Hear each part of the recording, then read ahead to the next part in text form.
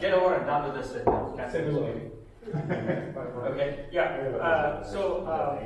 This is my day job, and I've been working on fitting LLMs on phones for about the past year or so. Small line. Yeah. SLMs.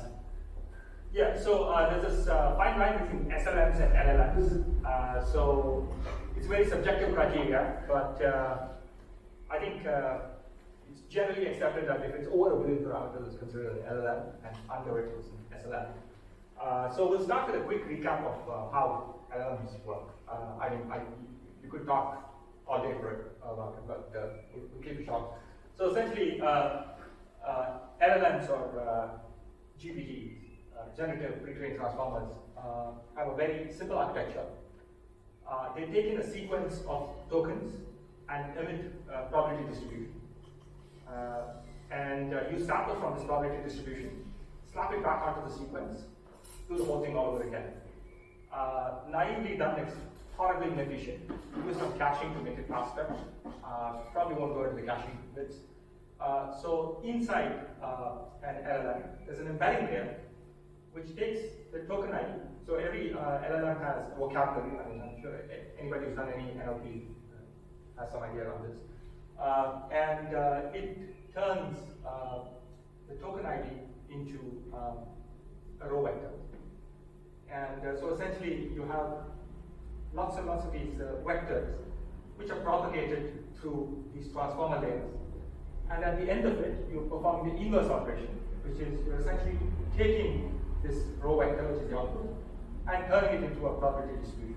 So in machine learning, anytime you want to turn a vector into a probability distribution, you use softmax.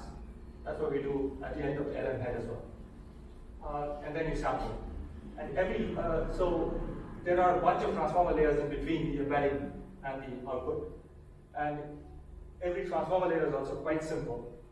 There are multiple attention heads. I'll go into what an attention head does. Normalization, and then a residual connection, an MLP, and then a residual connection again. And that's it.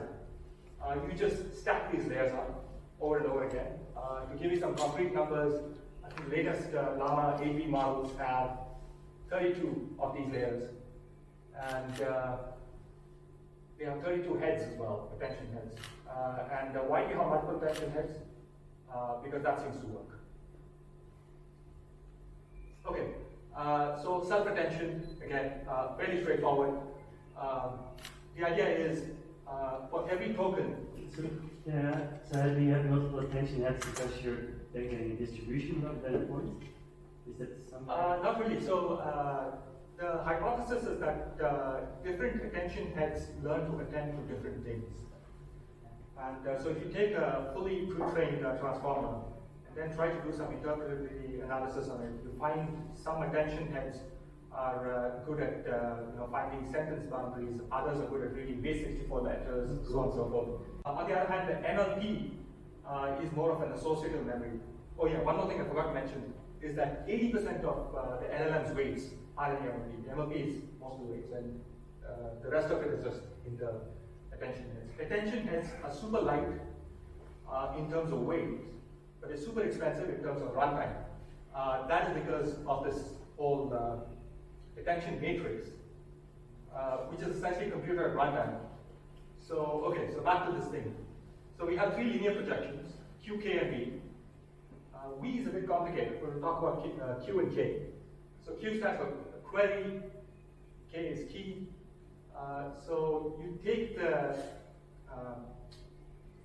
embedded token sequence, and each token is essentially multiplied with this K matrix and injected into like a narrower representation. Same thing with Q. And then you compute the dot product and you fill in each point here. So every one of these is a dot product for every one of these tokens. So this is oversimplification approach because this assumes that the sequence length is 4. And usually the sequence length is in the order of thousands or these days millions of tokens and things like that. And this matrix, it grows. I mean, it's quadratic, right? Like every time you increase it's the square of the sequence length. And this is the biggest problem with transformers, as you know. Okay, so now we have multiple of these things. So which essentially means that we have to concatenate the outputs of each of these heads and then project them down using this WO. So effectively, the dimensionality of the input and the output of every transformer layer is exactly the same, which means that you can stack how many of them as you want. And the more you stack, the better it gets to a limit. And then we take a softmax on a row-wise softmax on each of these things. So now there is one problem with decoder-only or GPT transformers, which you don't have in encoder transformers. You don't want the model to cheat while looking into the future. So you want some sort of causal masking. The easiest way to do it would be to essentially set the lower diagonal to zeros, but then that breaks softmax because you want everything to sum up to 1. And the hack around it is to essentially set everything to negative infinity. I marked it as infinity by mistake. And things just work out. They sum up to 1. Yeah, and yeah, obviously there's also this normalization, which is the square root of dk. You divide q times k transpose by the square root of dk. Dk is the width of the output of the projection. So dk, dq are the same. V is a bit different because its input dimensionality is dk, but output dimensionality is wider. So you have a thing which takes the narrower thing and expands it out. It's quite a big matrix, so you essentially factor it into 2 smaller matrices, but that's an implementation detail, so we'll leave it at that. Okay, so now all these layers are essentially just a bunch of matrices, and the inputs are just vectors, and the only operation that you need predominantly is lots and lots of matrix vector multiplies. And now there's this thing about quantizing things, because the weights themselves are trained in either floating point 16 or brain float 16. Brain float 16 is a 16-bit floating point representation which has a much wider range than MP16. So leads to much better training and things. Newer format, a lot of older processors just don't support it. So FP16 has been around for a bit longer. So you can naively quantize it something like this. You can essentially turn the representation into integers. You can say, okay, I want to take the 16-bit weight space and narrow it down to 4-bit integer or 3-bit integer, or whatever. Naive quantization doesn't quite work. There's also this idea of symmetric versus asymmetric quantization. In symmetric quantization, you expect the midpoint to be 0 at all times. But in asymmetric, you just assume it to be the minimum. So there's asymmetry between the negative values and positive values. Asymmetric quantization works much better. So this way, you can essentially take a transformer model, which is 1 billion parameters, squeeze it down to 4-bit integers, and you have a model which has 250 million parameters, which can fit on devices. What works is group quantization, which is essentially taking each matrix, feeding it, traversing over its values, and then chopping it off at a certain point, and only quantizing that group. And every one of these groups has a scale and a 0 point, if it's asymmetric, otherwise it doesn't. So it effectively looks like this if the group size is 4. In practice, group size is usually in the order of like 32, 64, 128, something like that. This thing that I described, this is this idea of what's called round to nearest quantization. So you don't need anything fancy to do this. It takes seconds to quantize even huge matrices and things like that. But this is not good enough because you're essentially uniformly quantizing values. So you can use optimization, or more popularly called machine learning, to quantize things even better.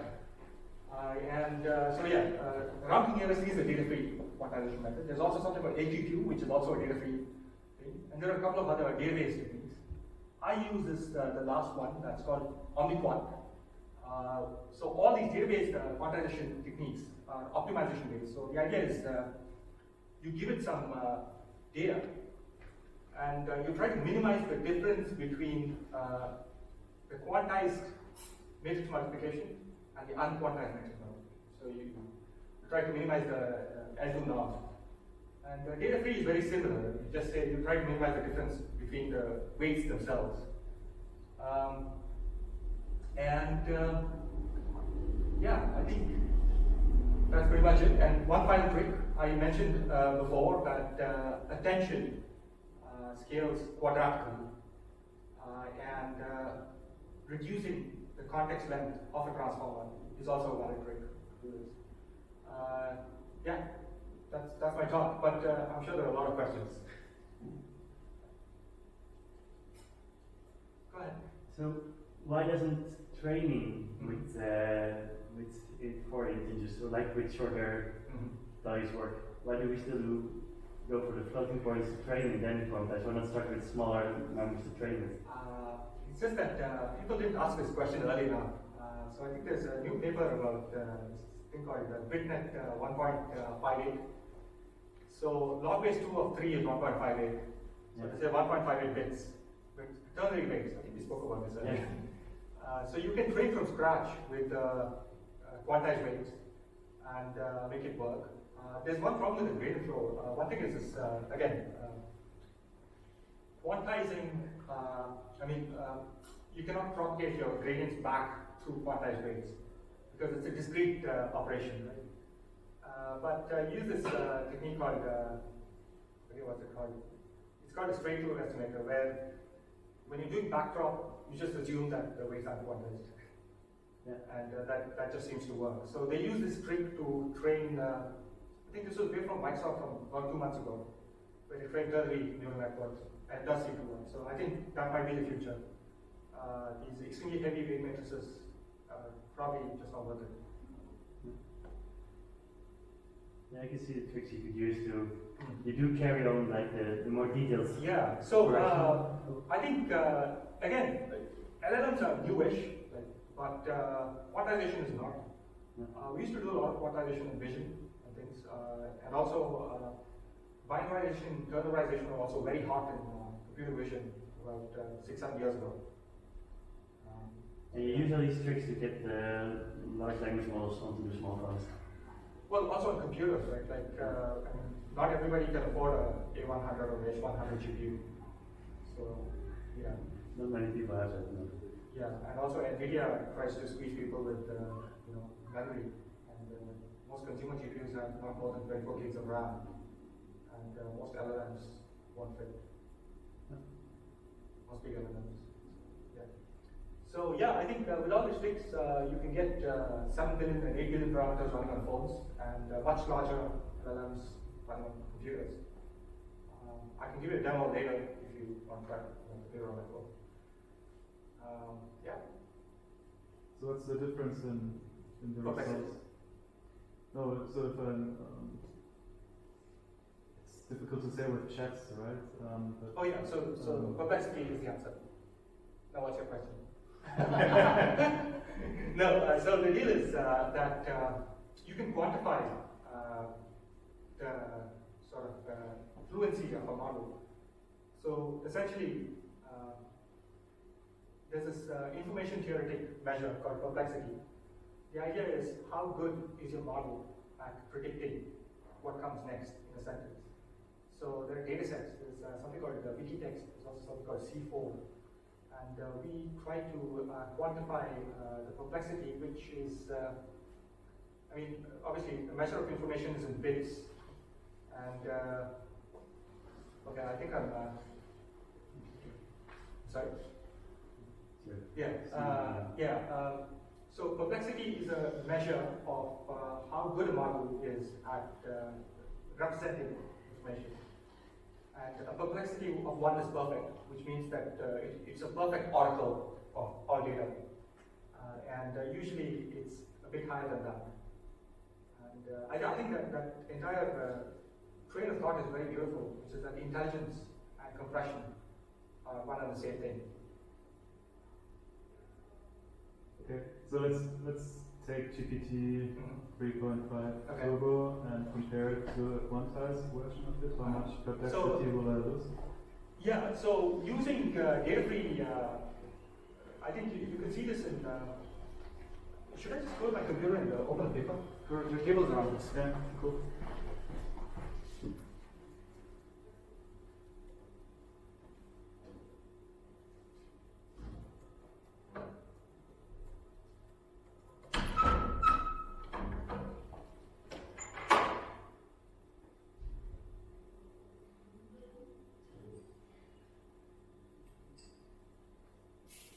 Yeah, okay, so this is from quantizing Llama 2, Llama 1 and Llama 2 models. So the biggest model here is a 70 billion parameter model. And you see the FP16 perplexity, which is 3.31. But now the same thing quantized with 4 bits is about 3.4. So the better the algorithm is, the lesser the losses. And yeah, so I mean, if you're using round to nearest quantization, it would probably be in the order of like 6 or 7. But using a smarter optimization-based algorithm, things get better. And but it takes a lot of time to quantize these things. Usually, for a 70 billion parameter, it takes about a day to quantize a model. GPT 3.5 is a 175 billion parameter model, or at least 3 years. They don't tell us how many parameters GPT 3.5 has. So yeah.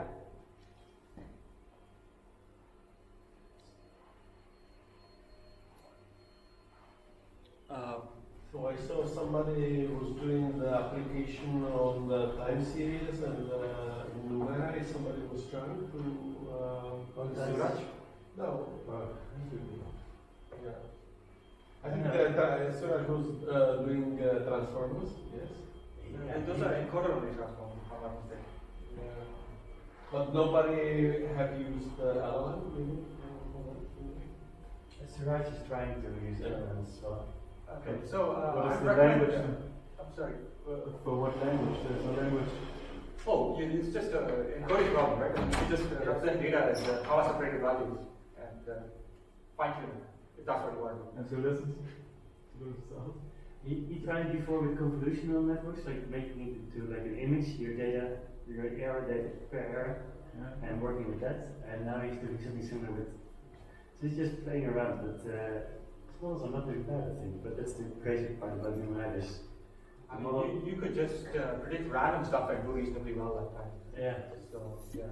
But there's a general value about having some way to not just predict on a single row of like this is this stock with these 1,000 values, but also the context around it. This is the error it's in, this is the error it was before. And it's hard to find a good way to represent like the last few eras, what were they like, or the last 20 eras to better interpret the single row. Well, it's still like a 2D convolution. Like Yeah. series each year we can do But like except that. that, Yeah. except that our rows can shuffle. So the convolutions I get, you can have some structure in the data. But with the LLMs, the same stuff that comes in comes out, right? So what you can do is you can do time series and get Not necessarily, right? So essentially, I mean, when you perform inference with an LLM, there are 2 steps. One is called prefill. They're essentially giving in data. And the second is the decoding step. Prefill is actually quite cheap compared to decoding, because decoding is auto-regressive. Because you do the prefill, you take one token out, put the token back into your sequence, feed it all over again, and then do it again. So the way it becomes cheaper is that you actually cache the Q and the K projections at every layer. And you essentially get like 2 extra series of tensors called the KV cache. And now you only have to recompute stuff for the last token that is reinserted. But even that is quite expensive to do it over and over again. So what you can do is, you can feed a lot of data into the LLM and just have it predict one token about what's the next value. And you can fine tune the LLM like this. So if you're interested in a paper, I would recommend reading this thing called LS Llama. I think it stands for Label Supervised Llama. They do this for classification tasks in time series. And I haven't tried to reproduce it myself, so your mileage might vary, but the results look very impressive. So the idea is that there might be some knowledge in the text that LLMs are pre-trained on, which might transfer onto your task. Was your eyes doing it on signals or on tournaments? I think it's doing it on your own. But yeah, so one thing is, the reason why you want to use LLMs, or even consider using LLMs, is to take advantage of the massive pre-training that these things have, have undergone. If you're training it from scratch, it's pointless. Might as well just train it through their NLP or something bigger. I don't know. It sounds so crazy, but There's a time GPT library I found from one of the conference. Can I use your computer? Can I search? Yeah, sure. So I post it on Discord on the data science channel. So. So Jerry, can you come here? Yeah. If you go to Discord to the data science channel, post it like 2 weeks ago. Or then the next. I thought I had Discord here.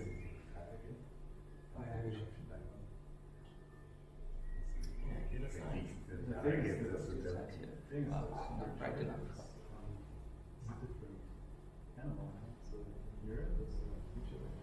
I'm not in the data science channel. Yeah, fine. So I guess what you could do is Oh, I am there. Oh my god, no, not there. Okay.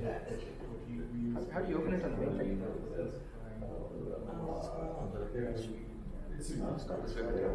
Oh, there you go. Yeah, I just joined.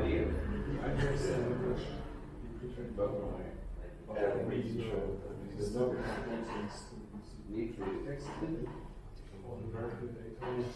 now at least you have to pre-trained I haven't tried, so I hear. Oh, time GPT. Yeah, that's what.